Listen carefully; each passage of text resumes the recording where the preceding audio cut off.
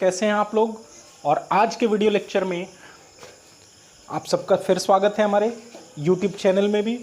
और आज के वीडियो लेक्चर में हम क्लास 10th का एक नया चैप्टर नंबर 6 NCERT का ट्रायंगल लेके आए हैं। ये चैप्टर ऐसा है जो बिल्कुल बेसिक कंसेप्ट वाला है। देखिए, मैथमेटिक्स ही एक आपका ऐसा सब्जेक्ट है जिसमें आपको कंसेप्ट समझने की ज़रूरत पड़ती है और नए नए इनोवेशंस आप लोग करते हैं। बहुत सारे आपको रिसर्च करने का अपॉर्चुनिटी देता है। फॉर एग्ज़ाम्पल, जैसे एक क्वेश्चन है, उसके करने के बहुत सारे तरीके होते हैं। कभी कभी मैंने भी क्लास में भी देखा है कि एक मेथड से मैंने क्वेश्चन सॉल्व किया तो बहुत सारे स्टूडेंट्स आते हैं, सर क्या इसको इस मेथड से भी सॉल्व किया जा सकता है। मीन्स आपको सोचने पर मजबूर करता है। तो ये बड़ी अच्छी बात है कि आप अपने स्तर से सोचते हैं, किसी भी क्वेश्चन को करने के लिए नए नए तरीके ढूंढते हैं। मैथमेटिक्स का एक ही क्वेश्चन कई मेथड से सॉल्व किया जा सकता है। तो आपको कंसेप्ट सिर्फ सीखने की ज़रूरत है। इस चैप्टर में आपको कंसेप्ट जानने की ज़रूरत है। सिर्फ क्वेश्चन रटने या सॉल्व करने की हैबिट मत बनाइए। आप ऐसा कंसेप्ट सीखिए, थियरम से आप कुछ ऐसा सीखिए कि उस पे बेस्ड क्वेश्चन कहीं से कुछ भी बनता हो तो हम उसको सॉल्व कर सकें, या फिर आपके अंदर एबिलिटी हो क्वेश्चन फॉर्मेशन करने की भी, क्वेश्चन भी आप खुद से एराइज कर सकें, खुद बना सकें कुछ क्वेश्चंस। तो इस चैप्टर में बेसिकली हम ट्रायंगल, देखिए ज्योमेट्री यहाँ से स्टार्ट होता है और ज्योमेट्री से आप लोगों को घबराहट होने लगती है।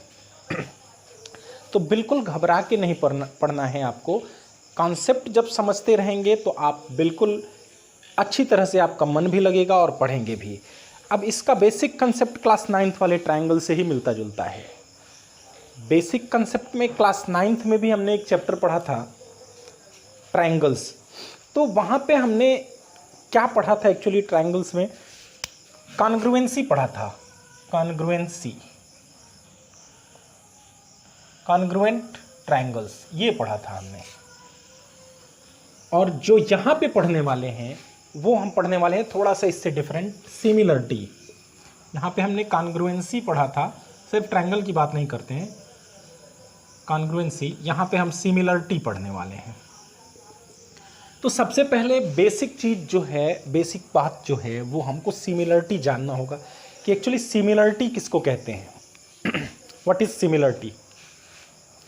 सिमिलर फिगर किसको कहते हैं, कॉन्ग्रुएंट फिगर किसको कहते हैं? तो कॉन्ग्रुएंट तो हमने क्लास 9th में पढ़ा था। If two figures are equal in shape and size then they said to be congruent. अगर दो कोई भी फिगर ऐसे हैं जो शेप और साइज में बिल्कुल एक जैसे हैं तो उनको कॉन्ग्रुएंट कहा जाता था। मीन्स एक फिगर को दूसरे फिगर के ऊपर जब हम रखें तो पूरा पूरा ओवरलैप करता हो, उसको पूरा पूरा ढक लेता हो, और दूसरे को पहले पर रखें तो भी वो पूरा पूरा ओवरलैप करता हो। फॉर एग्जाम्पल, NCERT की मान लीजिए दो स्टूडेंट्स की बुक हम लेते हैं तो वो शेप और साइज में बिल्कुल इक्वल है। एक बुक के ऊपर दूसरी बुक रखें या दूसरी के ऊपर पहली बुक रखें तो दूसरी बुक दिखती नहीं है, मीन्स ओवरलैप कर लेता है इसको। तो ये कॉन्ग्रुएंसी हुआ। कॉन्ग्रुएंसी के लिए क्या जरूरी है कि दो फिगर अगर हैं और वो शेप और साइज में दोनों इक्वल हैं। जैसे मान लीजिए हमने दो सर्कल बना लिया और दोनों की रेडियस है 1 यूनिट या 1 सेंटीमीटर सपोज कर लीजिए। तो जब इस सर्कल को इसके ऊपर या इस सर्कल को इसके ऊपर रखेंगे तो क्या होगा, दोनों पूरा पूरा ओवरलैप करेगा एक दूसरे को, सुपर इम्पोज होगा एक दूसरे पर। तो इन दोनों को हम कहेंगे कि दीज आर कॉन्ग्रुएंट। तो कॉन्ग्रुएंट के लिए क्या जरूरी है? Two figures are equal in shape and size, देखने में भी एक जैसे हों और साइज में भी एक जैसे हों तो उनको कॉन्ग्रुएंट बोलते हैं। अब यहाँ हमको इस क्लास में पढ़ना है, क्लास 10th में, सिमिलरिटी। तो सिमिलर फिगर किसको कहते हैं? सिमिलर फिगर वो है जो सिर्फ देखने में, मीन्स शेप में इक्वल हो। Two figures are said to be similar if they are equal in shape. Two figures are said to be similar if they are equal in shape only.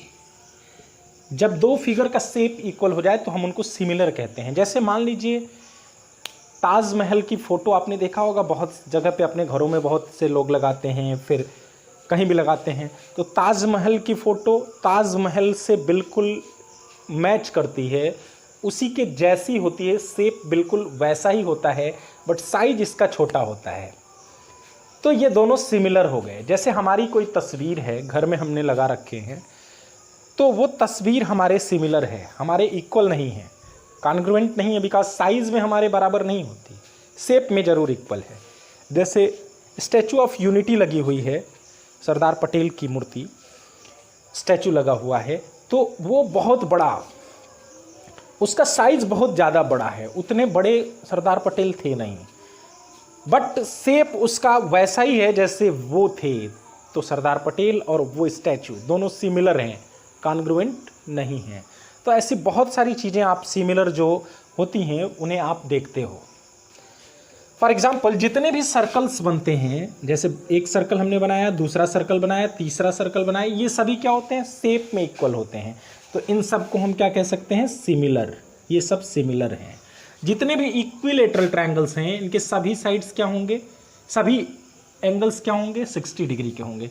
तो ये सभी देखने में एक जैसे हैं, कोई बड़ा है कोई छोटा है शेप में, तो इसको हम क्या बोलते हैं, सिमिलर फिगर। तो यही सिमिलरिटी आपको पढ़नी है। और शेप साइज दोनों में इक्वल हो जाए तो वो क्या है, कॉन्ग्रुएंसी है। तो एक्चुअली इस चैप्टर में हमको यही पढ़ना है। अब कुछ बातें यहाँ नोट करने वाली हैं। Shape same doesn't mean that they are equal in size. अगर शेप सेम है तो इसका मतलब ये कतई नहीं है कि उनका साइज भी इक्वल होगा। जैसा कि हमने बताया, हमारी तस्वीर हमारे शेप से मिलती है, साइज से नहीं मिलती। साइज उसका बहुत छोटा होता है। जैसे मोबाइल में मान लीजिए, सेलफोन में हमने अपनी तस्वीर निकाली, वो तस्वीर हमारे शेप से बिल्कुल मिलती है, बट साइज़ में इक्वल नहीं होती। तो शेप इक्वल होने का कतई ये मतलब नहीं है कि साइज़ इक्वल है। दूसरी बात जो ध्यान रखनी है, shape same means that their curvature are same.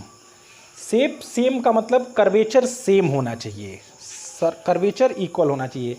That means जैसे मान लीजिए शेप में, अगर जैसे कोई भी ट्रायंगल है, मान लीजिए ट्रायंगल की यहाँ बात कर लेते हैं, या फिर मान लीजिए ये हमारा एक मार्कर है, बोर्ड मार्कर है, और इसका शेप हम यहाँ बनाना चाहते हैं। तो ये सिलिंड्रिकल है, तो हम यहाँ शेप जो बनाएंगे उसका भी कर्वेचर सिलिंड्रिकल ही होना चाहिए।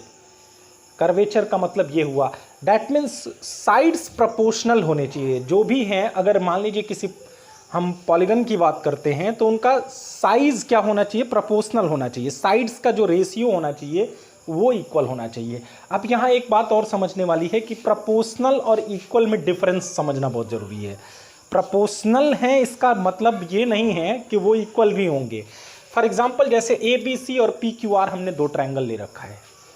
अब इनके साइड्स मान लीजिए ABC के हमने ले रखा है 2x, 3x एंड 4x, और PQR के साइड्स हमने ले रखा है 2y, 3y एंड 4y। तो अगर रेशियो निकालेंगे AB upon PQ, BC upon QR and AC upon PR, that means ये आएगा 2x अपान 2y, 1 अपान, ये मान लीजिए 4 कर लेते हैं, 4, 6, 8। तो अगर रेशियो निकालेंगे तो 2x अपान 4y, ये 1/2 आया, 3x अपान 6y, सॉरी ये 2 ही रखते हैं, 2। यहाँ पे हमने वेरिएबल चेंज कर रखा है, 2, 3, 4। तो अब हम रेशियो अगर निकालते हैं तो 2x अपान 2y क्या आया, रेशियो आया x अपान y। यहाँ 3x अपान 3y क्या आया, x अपान y। यहाँ 4x अपान 4y क्या आया, x अपान y। रेशियो तीनों का इक्वल है बस, बट साइज क्या है, डिफरेंट है। जैसे मान लीजिए ये हो सकता है 4 हो, ये 6 हो, ये 7 हो, तो ये होगा 8, 12 और 14। तो साइज तो अलग अलग है बट शेप इक्वल है, प्रोपोर्शनल है साइड्स इसके। तो साइड्स प्रोपोर्शनल का मतलब ये नहीं होता कि इक्वल भी हो। बट एंगल की बात कर लें, मान लीजिए ये एंगल है x, 2x, 3x, मान लीजिए 4x, ये 2y, 3y एंड 4y, ये हमने ले लिया। तो यहाँ पे भी रेशियो तो सबका क्या आ रहा है, एक्स वाई ही आएगा। जैसे angle A upon angle P equal to 2x upon 2y, x upon y आया। सिमिलरली जो भी हम लेंगे करेस्पॉन्डिंग एंगल्स का रेशियो हमेशा क्या आता जाएगा, angle B upon angle Q, ये भी एक्स अपान वाई आएगा। 3x अपान 3y, 3 कैंसिल होंगे। Angle C upon angle R भी एक्स अपान वाई आएगा। तो यहाँ पे देखिए अब एंगल के केस में क्या मतलब है। एंगल के केस में चूंकि हमें ये पता है कि दोनों के तीनों एंगल का सम क्या आएगा, 180 आएगा। तो 2 3 5 4 9x equal to 180, then x is equal to 20 आ रहा है, x इज इक्वल टू 20 आ रहा है। और यहाँ से 9y इज इक्वल टू भी 180 आएगा, तो y इज इक्वल टू भी 20 आ रहा है। मीन्स अगर एंगल्स का रेशियो इक्वल है तो एंगल्स डेफिनेटली इक्वल होंगे। अगर तीनों एंगल्स का रेशियो इक्वल है या प्रोपोर्शनल है तो एंगल्स इक्वल होंगे, बट साइड के केस में ऐसा नहीं होता है। तो इस सिमिलरिटी के बेसिस पे एक आसान सा एक्सरसाइज 6.1 आज हम लोग सॉल्व करते हैं। Fill in the blanks. जो बातें हमने बताई उसको अगर आपने ध्यान से सुना है तो बड़ी आसानी से कर सकते हो। ऑल सर्कल्स आर, ऑप्शन दे रखा है सिमिलर और कॉन्ग्रुएंट। तो जितने भी सर्कल्स होते हैं डिफरेंट शेप के, साइज के भले हो सकते हैं, शेप सबका एक ही जैसा होता है। तो शेप इक्वल हो तो क्या होते हैं, सिमिलर। तो यहाँ सिमिलर भरेंगे। ऑल स्क्वायर्स आर, जितने भी स्क्वायर्स बनते हैं सब क्या होते हैं, शेप में एक जैसे होते हैं, साइज सबकी डिफरेंट होती है। तो यहां भी क्या भरेंगे, similar. All triangles are similar. किस तरह के ट्रायंगल सिमिलर होंगे, तो इक्विलेटरल। इक्विलेटरल ट्रायंगल्स जो होंगे, lateral triangles are similar. Equilateral triangles के सभी एंगल्स इक्वल होते हैं इसलिए ये सिमिलर होंगे। Two polygons of the same number of sides are similar.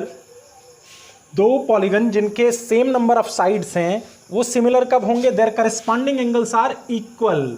Angles equal होते हैं अगर प्रोपोर्शनल है तो। And their corresponding sides are, sides का प्रोपोर्शनल होना इक्वल है, प्रोपोर्शनल। सेम एक्सरसाइज का सेकंड क्वेश्चन है, give the two different examples of pair of similar figure. Similar figure का डिफरेंट एग्जांपल देना है। तो पहला तो आपको बताया मैंने कि कोई भी दे सकते हो, जैसे हमारी तस्वीर हो गई। ज्योमेट्रिकली आइए दे देते हैं, मैथमेटिक्स से तो ज्योमेट्रिकली। स्क्वायर्स, जितने भी स्क्वायर्स होते हैं वो सब क्या होते हैं, सिमिलर होते हैं। दूसरा दे सकते हैं सर्कल्स। तो सर्कल्स तो अभी हमने देखा है। कुछ भी रेगुलर, कोई भी फिगर, रेगुलर हेक्सागन दे देते हैं, regular pentagon, regular hexagon. Hexagon समझते हो ना, रेगुलर हेक्सागन मीन्स जिसके सभी साइड्स इक्वल हों, ऐसा हेक्सागन। ये बड़ा बनाए या छोटा बनाए, शेप तो एक ही होगा, साइज अलग अलग होगा, तो सिमिलर होंगे। दूसरा नॉन सिमिलर फिगर कह रहा है, तो नॉन सिमिलर फिगर में हमें ऐसा देना होगा जो सिमिलर शेप में इक्वल नहीं होते। जैसे two triangles of different angle के टू ट्रायंगल्स। और दूसरा हम दे सकते हैं कोई भी two quadrilaterals of different angles, दो क्वाड्रिलेटरल डिफरेंट एंगल के। अब क्वेश्चन नंबर 3 की बात करते हैं। क्वेश्चन नंबर 3 में हमसे क्या पूछा जा रहा है, check whether quadrilaterals are similar or not. तो देखिए सिमिलरिटी का हमने कंडीशन क्या बताया कि दो फिगर सिमिलर तभी होंगे जब वो शेप में इक्वल हो, साइज में नहीं।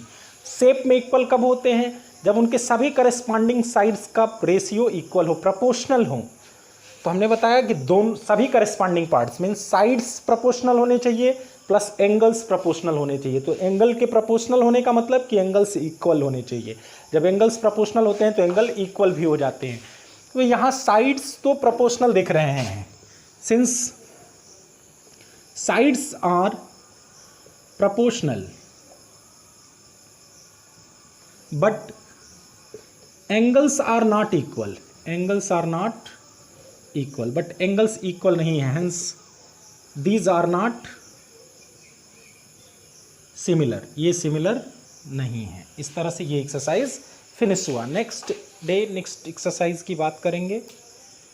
थैंक्स। फिर उसके लिए मिलते हैं, फिर किसी नए थियरम के साथ, सिमिलरिटी क्राइटेरिया के साथ मिलेंगे। थैंक्स।